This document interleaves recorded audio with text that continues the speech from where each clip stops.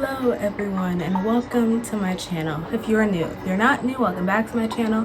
My name is Marina and today I'm back with another one of my monthly book wrap-ups. Yes, I know I did this 2 videos ago because I haven't been posting much this month. I only skipped last week and that was because last week was very busy. Long story short, Grandpa came over. My dad's birthday weekend was long. I just had no time to make videos, so I'm back. I have like a lot of videos planned, so like if you guys care enough, stick around for those. I guess I've been kind of sticking to my 1 post a week schedule that I've been doing for the last few months. It's been pretty consistent except for last week, so please don't fault me, okay? Like, that's pretty good for someone who's usually inconsistent. But yeah, back to the point. Sorry. I got through pretty good collection of books this month and I'm just here to share them, give my ratings, talk about, you know, which ones are probably my favorites, ones I'll probably be rereading in the future, some I did not like as much as I thought I would. I got through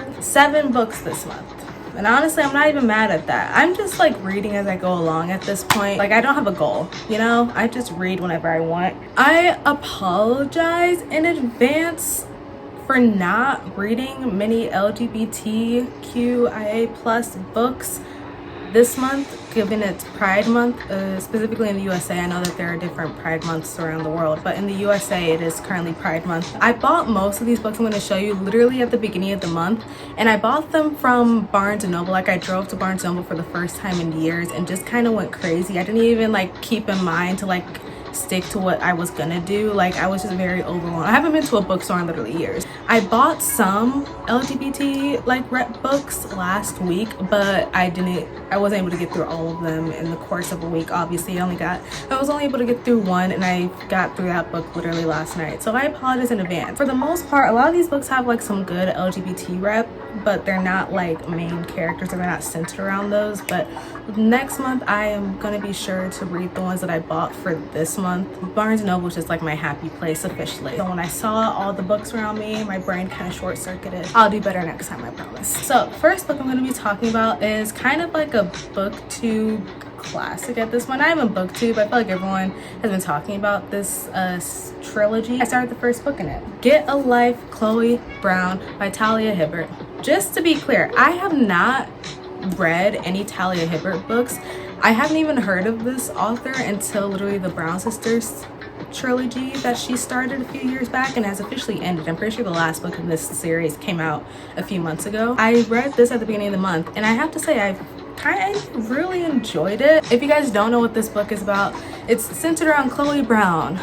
She is, you know, trying to get her life together, if you couldn't tell by the title. She's chronically ill and has been dependent on her family to help her out her whole entire life. And so the book basically starts off with her having a set list of things that she wants to do to get a life, as she says. One of them is move into an apartment, and you know, she in that apartment building, her not superintendent, that's for schools, her tenant, whatever that person's called that checks over the building and makes sure everyone's okay, that guy, yeah, he's her love interest, Red. There's some connections, some forms, some bonds. It was a cute love story. I had a lot of fun with it. The way that the characters were described, like, because both Red and Chloe, they both have their own like traumas that they have been through like separately, and having to face it together. I like the way that both of them handled each other's stuff. Like, I feel like it was really well written. Like, Talia Hibbert did a good job of writing it and the way that she did. There was a sense of understanding from both parties, even though like what their experiences that they went through were very different. I appreciated that both sides were able to like look like outside of themselves and be able to see from each other like what they went through and how they could help. There was a lot of communication for the most part throughout this book from what I remember. Again, I read this at the beginning of the month. It's been a long month, so excuse me if I don't have all the details down. I gave this book a 4 out of 5. I really did enjoy it. I also love the representation in it. Aside for Dairy, where you could see like a plus size black girl as like the main lead in like a romance novel. I loved it. I also like how Red, the guy, he never really brought up Chloe's size ever, and like it was never really a big factor that played in his, because this book is dual POV, so whenever you read from his perspective, he never really brought up her looks, and when he did, he was like, I love her curves, she's so beautiful to me, blah blah blah. Like it wasn't like a big factor that played into him liking her. It was never brought up, and I love that. I feel like a lot of books with like plus size main characters tend to like lean more in towards like how the main character views themselves as being plus size and their insecurities of it. Meanwhile, Chloe was just like, didn't even bring it up, literally didn't bring it up. Red didn't bring it up, and I liked that a lot. It's no shade to the books that do have main characters like that, but it was refreshing to see a take on it in this kind of way. I thought it was really nice. One thing that I did not like about this book though, towards the end of it, there was like a big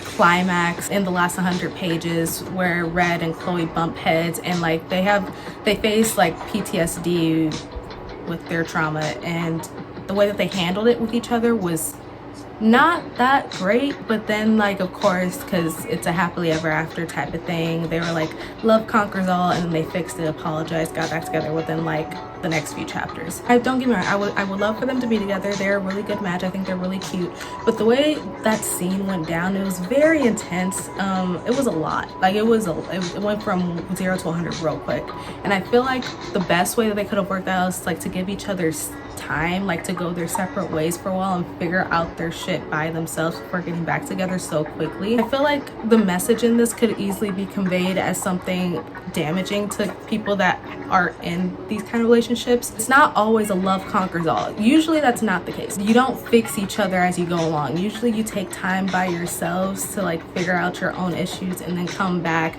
collaborate, talk it out. And at the end of the book, there wasn't much resolve, really.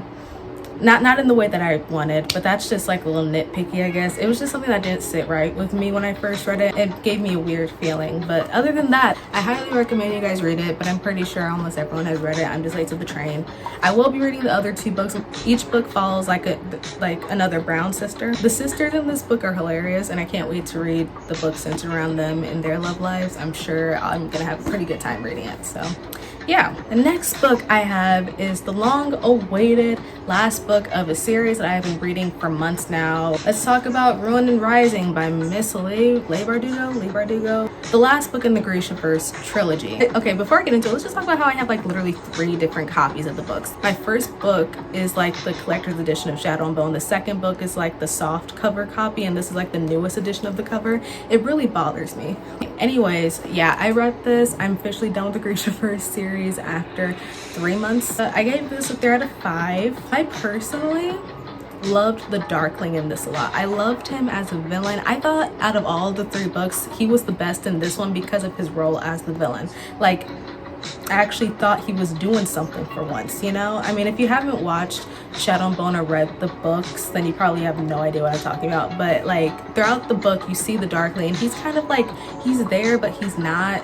And when he is there, he's like very manipulative and conniving. He's an interesting character, like for real. He's one of my favorite characters. I think I mentioned this before. Like as a villain, he's very good. I've always said this, but I feel like in the 3rd book, like he really shines as the villain. I also liked Mal and Alina in this book. I feel like I said this in the last book, so I feel like with each book, their relationship progressed in a way that I liked a lot more. Honestly, I did not care who Alina ended up with as long as she was happy. I'm gonna be honest, I don't care about Mal being her love interest or Nikolai or whatever. After everything that she went through, I just want her to be happy. That's it. That's literally it. I gave this a 3 out of 5 mainly because like the plot twist with one of the characters, yeah, I didn't really like it all that much. I feel like it was a very cop-out way of doing things and very weird. Like the way that it tied in at the end, it was just weird. I mean, I know a lot of people don't like the whole Grishaverse trilogy. Maybe it's like not because of this, but for me, that's really what it was. But keep in mind, 3 out of 5 isn't bad rating. It's just average. I also thought that the final battle scene was very lackluster. I feel like it only lasted maybe 5 to 10 pages, and it was mainly dialogue. Like there was no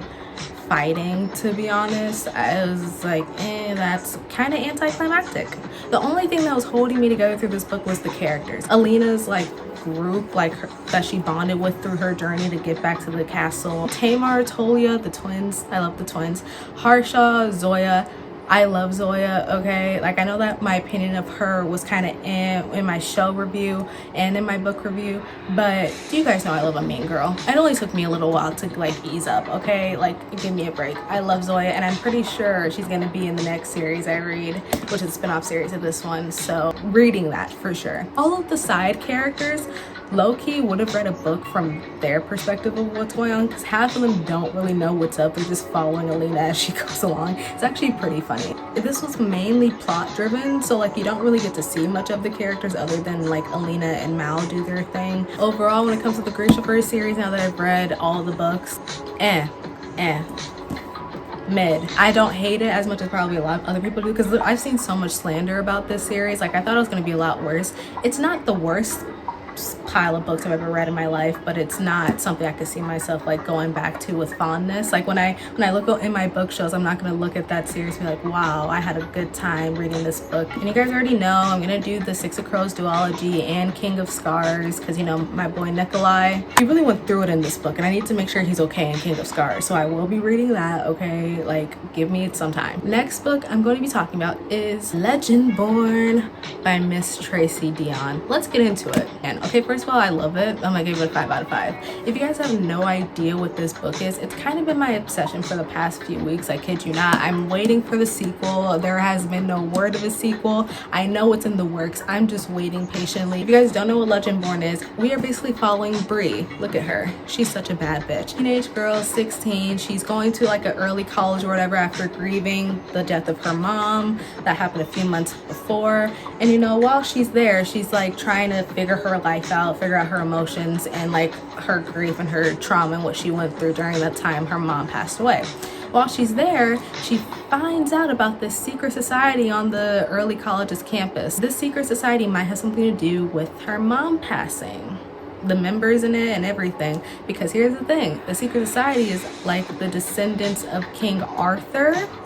Okay, I just realized I didn't even fully explain the book. I just cut off midpoint. Basically, yeah, we follow Bree, and she goes into the secret society wanting to take it down because of what they could have possibly had to done with her mother's death. And while doing that, she also finds out more about her family history and her bloodline and her mom's side of the family. I should have been more clear. It's a revenge plot of sorts. I don't know why I didn't finish my thought process. I didn't finish explaining it at all. So just wanted to put this in here. I really enjoyed this a lot more than I thought I would. I mean, don't get me wrong, I heard the hype around it. This came out literally at the end of last year. It's a fairly newish book. The hype isn't lying. The people are right. I personally enjoyed the King Arthur retelling of this. I was very confused at first because I don't really know the story of King Arthur and Merlin. So the retelling in this way was very cool. Also, the way that she talked about and described Bree's grief and trauma and what she was going through throughout the whole entire book, it was very realistic and relatable. It's kind of like urban fantasy kind of, but it's also a book about self-discovery and grief and just trying to deal with shit in your life, like all these curveballs that Bree has to go through, because her life is, after she goes to the school, it's kind of flipped upside down, and having to deal with that and like trying to figure out how you still feel about your mom dying, going to the school she used to go to. It's a lot. And the way that Tracy Dion described it in this book and like was able to tell and show the ways Bree dealt with her grief and how she sees herself after her mom's death versus how she was before her mom's death, it was something about it just really resonated.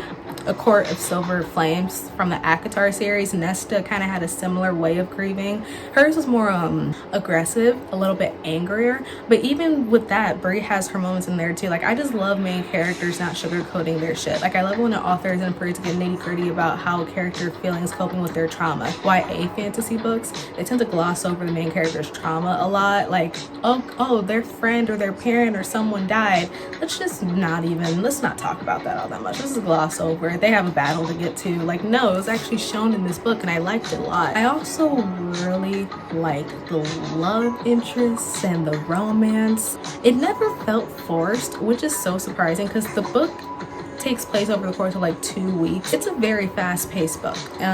It's a lot, but I feel like none of the romance was rushed at all. Like, it felt natural. I love Nick.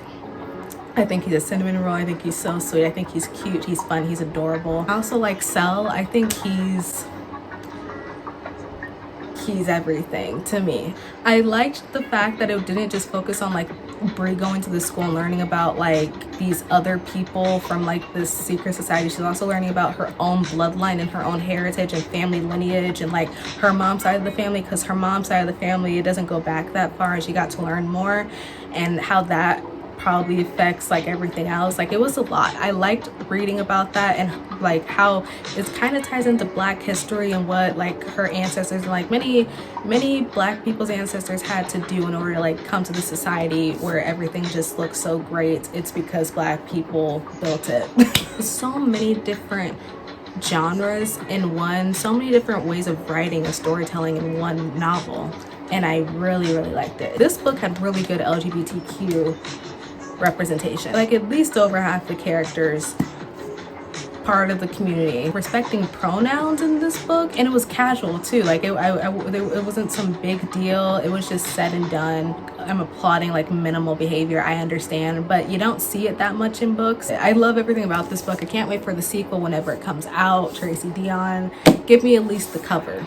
Let me see the cover of the sequel. I know you have it in your draft somewhere. Let me see it, please. Next book I'm going to be talking about is These Violent Delights by Chloe Gong, the one that people have been hyping up since, again, late last year. I'm pretty sure this came out in October or November, so it's still fairly recent and new. I was interested because all I heard about this book was that it was a Romeo and Juliet retelling, and I love a good like star-crossed lovers dark romance book. I love it. And I also heard that like it takes place in like the flapper era, the 1920s, and it's also like a mafia gang romance, so I was hooked. Everything about this book from I heard from different people, I was instantly hooked. With that being said, I'm sad to say that I was slightly disappointed when I read it. I gave this book a 3 out of 5. Again, average. So yeah, like I said, historical fiction, fantasy, romance, is an enemies to lovers, second chance romance type of thing. If you guys know the story Romeo and Juliet, then you understand the romance aspect of this. Roma and Juliet are in 2 rival gangs. They don't really talk as much as they used to, because they used to be together when they were younger. They aren't anymore after Juliet went to America and Roma stayed in Shanghai, because also this book takes place in Shanghai, China. I forgot to mention that. And once Juliet comes back, all of this weird stuff starts happening in the town, and it's killing a lot of the people in Shanghai, and it's gonna take Roma and Juliet's gangs to work together to defeat whatever it is. Of course, while that's going on, Romeo and Juliet have to figure out their whole love situation, because it's a lot to unpack with them. This book is very plot driven. Like, I'm not even going front. I was expecting it to be a little bit more character driven. The plot was okay. It was interesting, but it didn't like, I didn't come here for the plot. Gonna be honest, did not come here for the plot. Wanted to see more of the characters and the way that they thought and the way that they handled situations, and I feel like I didn't get that much from this book. The romance also just didn't do anything for me. Very plot driven. So like Roma and Juliet are really just trying to figure out what's going on in this city. They have little moments like every few hundred pages. It's not really there, and I feel like it wasn't really pushed until the end of the book. Having romance like resolved in between like the last fight scene, it was very weird. I didn't really like the pacing of it, if I'm being honest. I don't know, I thought it'd be more romance. It's not really. Wasn't a fan of the plot twist near the end either. It was kind of predictable, but the plot twist has something to do with one of my favorite characters in the book, so I might read the sequel. I know that the sequel comes out later this year. If it's anything like this book where it's just mainly plot driven, especially with the way that this book ended, I feel like it's definitely going to be just like straight plot in the next one. It honestly depends, but I need to know if my favorite character is going to be okay. I thought that the villain in this book was scary as hell, and I enjoyed that, because bugs creep me out. Like, I don't know if you guys know this, like bugs, insects, they creep me out. The way that it was told in this, like it was, oh my god, my skin was crawling. It was very gross. I loved it. Great LGBT representation in this, especially given that it takes place in the 1920s. I wasn't really expecting to see any of that in here, but there was. It takes up like a good chunk of the book. Good job to the author, Chloe Gong. The only thing that really kept me sticking with this book besides the villain was the woman. Like the women in this book are very captivating, and I feel like it's because like most of the book is told in their point of view. But Juliet, Kathleen, Rosalind, love them. They have my whole heart. I want nothing bad to happen to them. I don't really care about the men all that much except for one. I will give the sequel a chance. Just gotta bear with me. My expectations are kind of gonna be a little bit lower, but we'll see, we'll see. Next book I'm gonna be talking about is also one of my favorites that I read this month.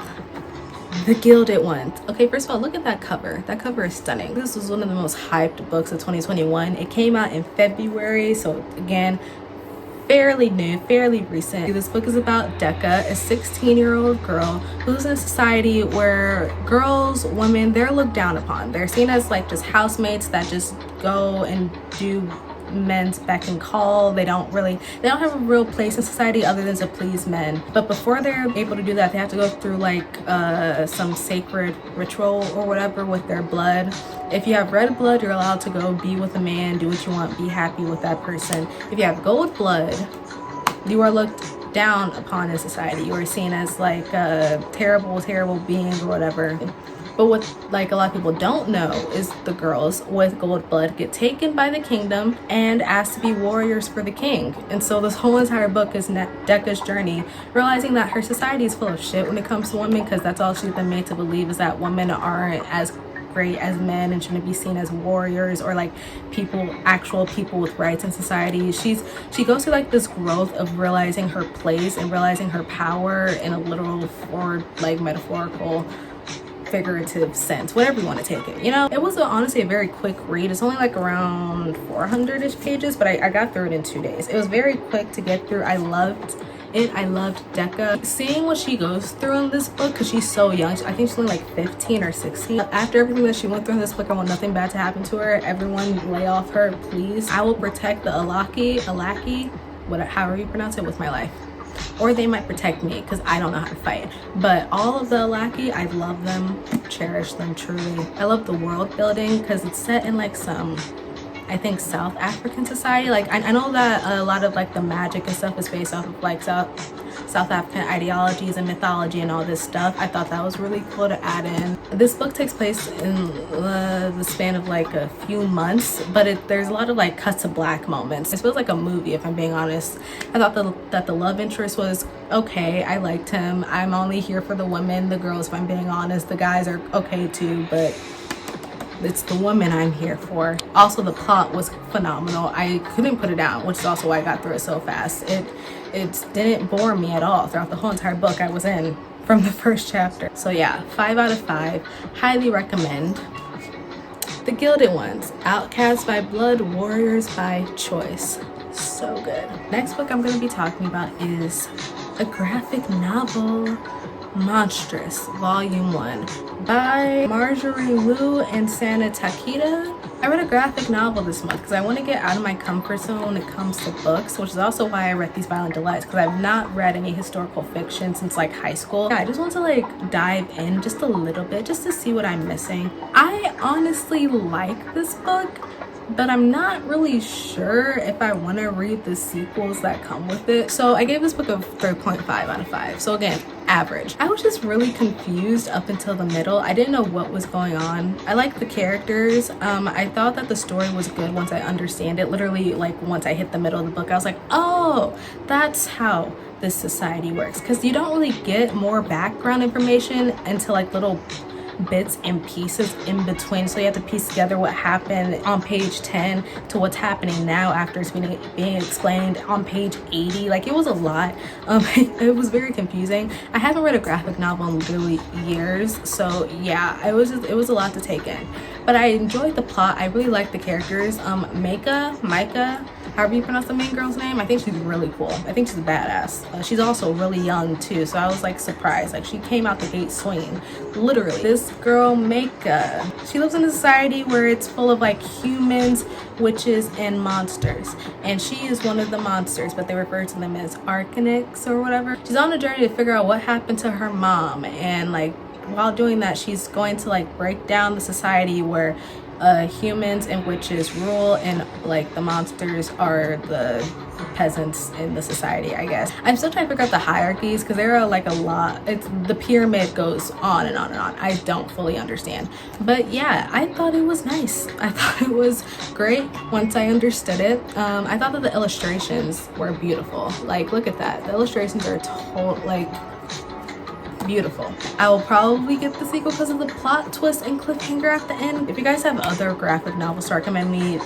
do it. I want to get into them a little bit more because I know I will like them. It's just it's a different form of art and writing that I haven't read in so long, but I feel like I'll like it once I get more into them. So yeah, Monstrous Volume 1, 3.5 out of 5. Last book on the list is one of the books that I got a week ago for my LGBT reading list. The book I'm going to be talking about is Red, White, and Royal Blue by Casey McQuiston. I actually finished it today. I started it yesterday. I couldn't put it down. I love this book. I gave it a 4.5 out of 5. It was great. I loved it. If you guys don't know what this book is, it centers around Alex, the first son of the United States of America, and Henry, the Prince of England. They've had like some type of weird beef since they were kids. It all just becomes too much to the point where their families are like, hey, y'all need to hang out for the press so like there's no bad blood in the nations or whatever. So they go hang out, and you know, one thing leads to another, and they end up liking each other, and it's just them trying to figure out how to be together in a society where they're not really supposed to be together because for one, they're both guys, and two, like it clashes with like their countries and like how they're supposed to do their jobs as prince and a first son and all this other stuff. It's really, really good. I don't know if that was a good description, but it's so good. The hype for this book was all over the place, and I was like, what's going on? I heard about this book even before I got into like reading again. Like, I heard about this book everywhere, and I was like, there's no way it's that good.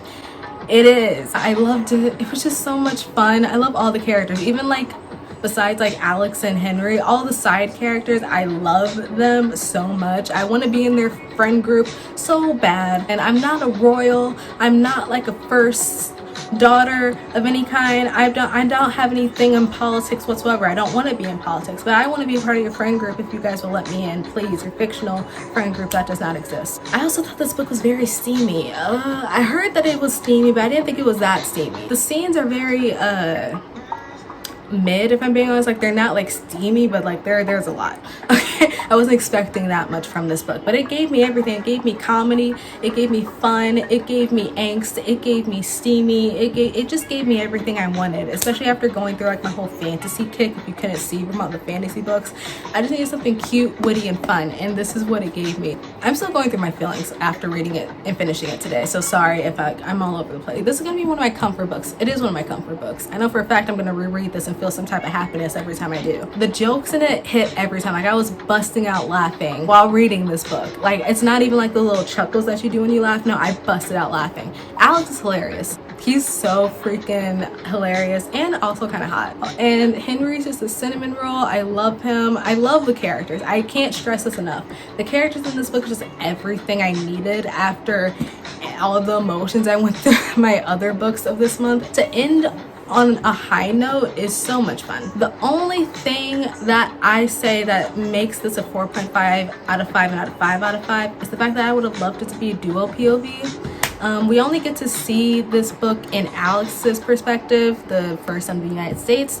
I would have loved to see a little bit from Henry's perspective, because throughout the book you will realize that Alex is more outspoken with his emotions and his feelings and the way that he goes about life, whereas Henry has always been reserved about how he tends to go about things and how he interacts with people. And so that made him kind of a mysterious character to me. I mean, as you go through the book, of course, he opens up and stuff, but I was waiting for it to be a dual POV so I could see where he's coming from, because there were a lot of times where I was confused and I didn't understand what he was doing. I would have liked a dual POV, but that's just me being nitpicky. That's like the little tiniest thing that I would critique about this. It's just a dual POV would have been nice, because I'm a sucker for dual POV. You guys know this already. Red, White, and Royal Blue. The cutest thing I've read in a while. Now I'm mad because I could have easily read this at the beginning of the month if I just chose my LGBT picks when I first went to Barnes & Noble. Now I have like all these other books I need to start reading that you guys will see next month that are my LGBT picks. But this was one of my top ones, and I'm glad I was not disappointed. The hype for this was deserved. I love it. But yeah, that's it.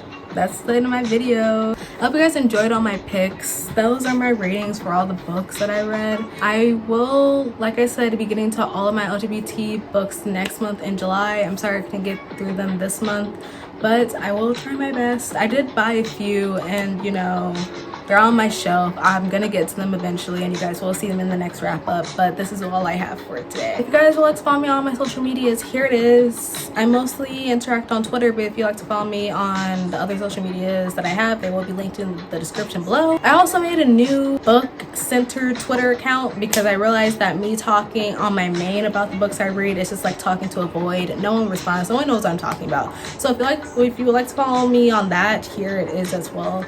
I just made it like a week ago, I think, so like it's still fresh, it's still new. Go check it out if you want. I will see you guys in the next video. Bye.